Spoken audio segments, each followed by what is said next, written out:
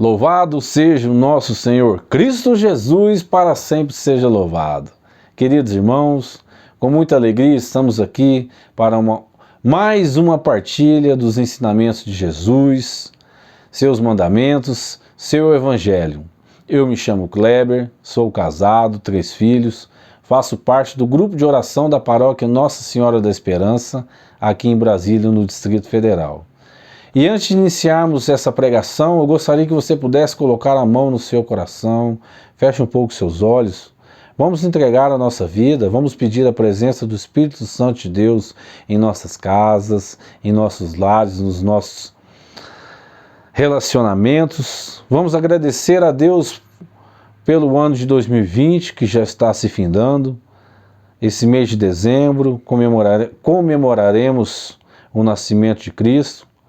Vamos pedir essa presença do Espírito Santo de Deus, para que Ele nos abençoe, para que Ele nos traga a sua paz, a sua misericórdia, que Ele nos ensine a fazermos um exame de consciência, para que a gente tenha a capacidade e a coragem de arrepender dos nossos pecados, de nossas falhas, para que as promessas de Deus continuem recaindo em nossas vidas. Vinde, Espírito Santo, enchei os corações dos vossos fiéis e acendei neles o fogo do vosso amor.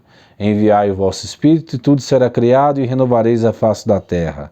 Oremos. Deus, que instruíste os corações dos vossos fiéis, com a luz do Espírito Santo, fazei que apreciemos retamente todas as coisas, segundo o mesmo Espírito, e gozemos sempre da sua consolação por Cristo Senhor nosso. Amém. E é justamente sobre isso que falaremos no dia de hoje, sobre o pecado. Mas antes de adentrarmos, gostaria de ler o que está lá em Eclesiástico 15:18. Eclesiástico 15:18.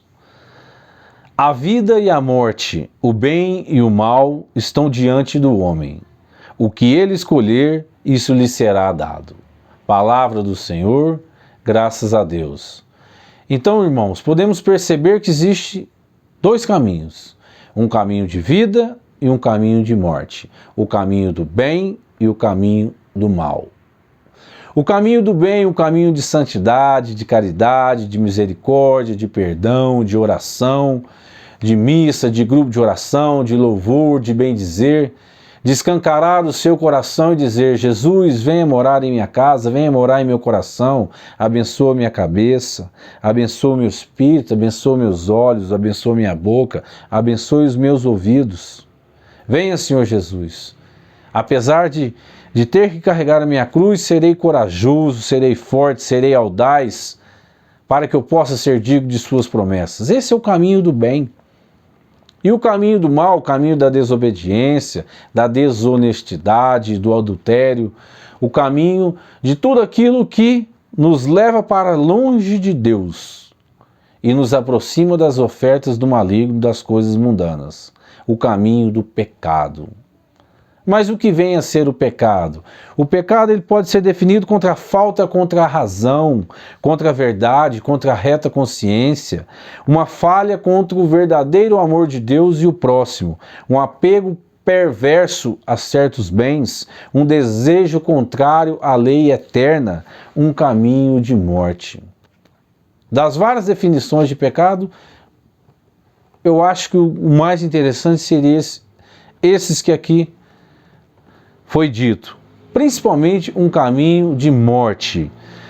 E dentro da sua classificação nós temos o pecado atual ou pessoal, o pecado venial, o pecado mortal e temos também os pecados capitais. O primeiro, pecado atual ou pessoal, é aquele que tem livre consciência, é voluntário e consciente. Pelos pensamentos, pelas palavras, os atos e omissões, a pessoa sabe que está pecando e conscientemente e com vontade ela continua dentro daquela atitude que estava tendo. Esse é o pecado atual pessoal. O pecado venial, com ou sem consciência, tem uma classificação leve. O pecado mortal é consciente, porém existe a sua gravidade. É um pecado grave. E os 7 pecados capitais: a ira, a inveja, a soberba, a avareza, a luxúria, a preguiça e a gula. Mais uma vez: ira, inveja, soberba, avareza, luxúria, preguiça e gula. Aqui nesse vídeo não vou aprofundar muito na definição de cada um deles, mas eu gostaria de ler o que está lá em Gálatas 5, 19 e 21. Carta aos Gálatas 5, 19 e 21, que fala sobre as obras da carne, e eu passo a ler nesse momento. Ora, as obras da carne são manifestas: fornicação, impureza, libertinagem, idolatria, feitiçaria, ódio, rixas, ciúmes, ira, discussões, discórdia, divisões, invejas, bebedeiras, orgias e coisas semelhantes a estas, a respeito das quais eu vos previno como já vos preveni. Os que a praticam não herdarão o reino de Deus. Palavra do Senhor, graças a Deus. Então podemos perceber que o homem é tentado, ele é seduzido.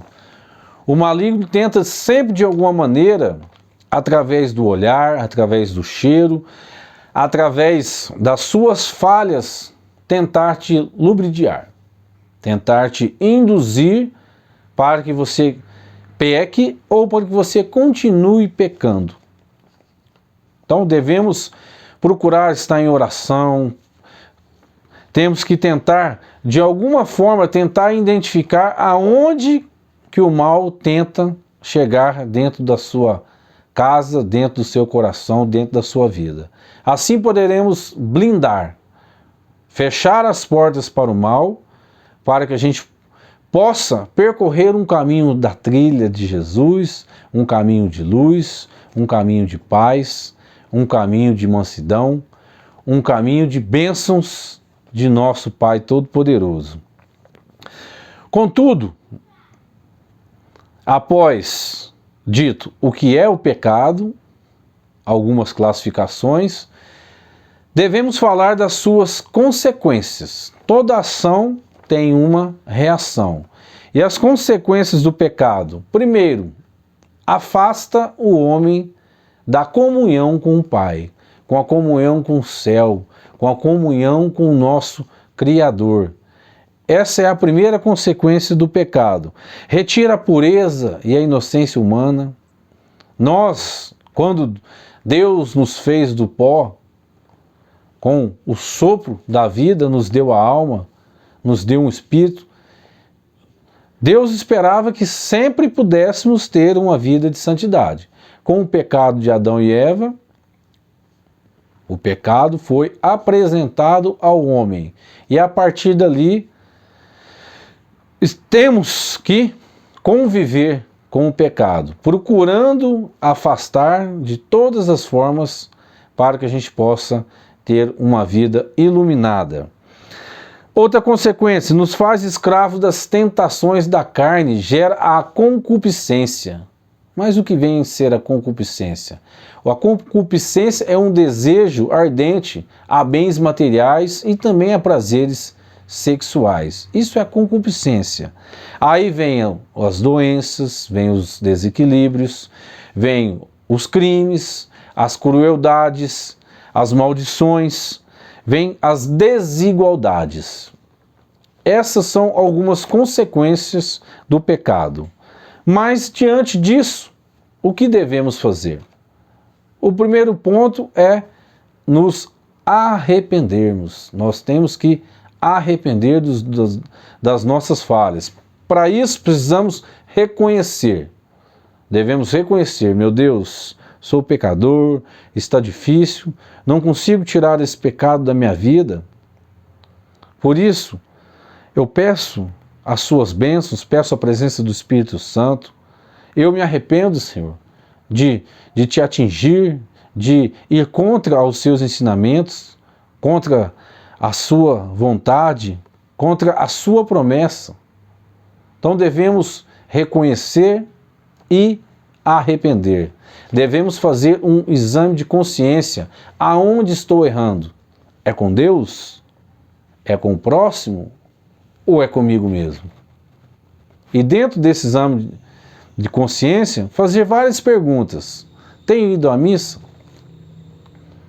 Tenho feito coisas que desagradam a Deus? Tenho feito ofensas a Deus? Tenho ajudado o próximo? Tenho dado esmola? Tenho feito as minhas orações? Tenho usado drogas? Tenho feito maldades contra o próximo? Tenho feito fofocas? Tenho causado discórdias? Ou seja, de forma resumida, fazer um exame de consciência em vários pontos de nossas vidas, com Deus, na família, com os filhos, no trabalho. E após esse exame de consciência, reconhecer esses pecados, nos arrependermos e utilizarmos da confissão. Irmos até um sacerdote, um representante de Deus na terra e falarmos para ele tudo aquilo que o Espírito Santo te iluminar, fazer com que você lembre. Até uma sugestão pode ser anotado num papelzinho, para que você possa realmente ter a consciência e fazer uma confissão completa de tudo aquilo que você vem carregando como pecado em sua vida. Por isso, coloque mais uma vez a mão no seu coração, ou levante a sua mão, fique à vontade. Nós vamos pedir mais uma vez a presença desse Espírito Santo de Deus em nossas vidas, para que Ele nos ilumine, para que Ele nos faça lembrar de todas as nossas falhas, em todas as searas da vida, para que a gente possa anotar, para que a gente possa refletir, para que a gente possa arrepender e dizer a um sacerdote tudo aquilo, para que a gente receba essa bênção, para que Deus perdoe os nossos pecados, porque essa vida é rápida, para que a gente realmente possa, no dia da nossa morte, estar em comunhão com Deus, com o Espírito Santo, para que a gente possa ir ao encontro do Pai, para que Ele nos receba de braços abertos. Por isso, que Deus abençoe a sua vida, que Ele abençoe a minha vida, que Ele abençoe as nossas vidas, para que o pecado possa afastar de vez de nossas casas, dos nossos relacionamentos, para que a gente possa dar bons exemplos aos filhos, às outras pessoas, e que Deus possa realmente abençoar a nossa casa, fazendo com que a sua luz ilumine as nossas trilhas, para que a gente percorra o caminho da misericórdia, da paz, da benevolência, para que Deus possa derramar chuva de bênçãos na sua vida, na minha vida, em nossas vidas. Fiquem com Deus, até o próximo vídeo. Deus nos abençoe hoje e sempre. Amém.